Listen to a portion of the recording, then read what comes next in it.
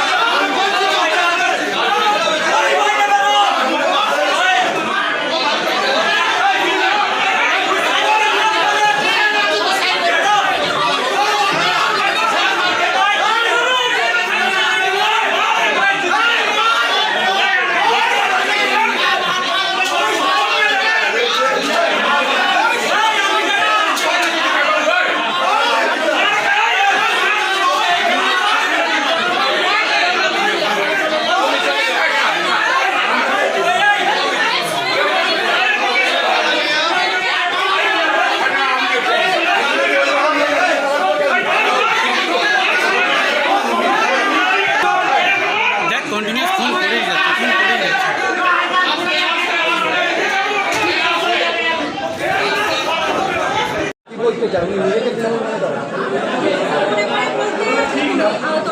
সবাই আমাদের সদস্য আছে, সবাই কেউ যদি দালালি করে গুন্ডামাটি করে কেউ যদি পঞ্চায়েত হবে যায় সেটা আমি কিভাবে করবো? উনি কাদের লোক, কার লোক হাজিরের মাথায়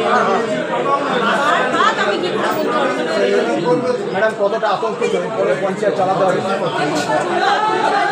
মানে দিনের বেলা ফায়ার চলছে, এরকম ভাবে যে আমি তার কাছ থেকে বন্দুকটা কেড়ে নিয়েছি, এটা অনেক কি সাহসিকতা।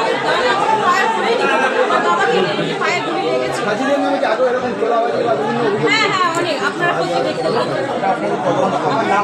আপনার নামটা আমার নাম টুকটুকি শেখ, বাঁকড়া ৩।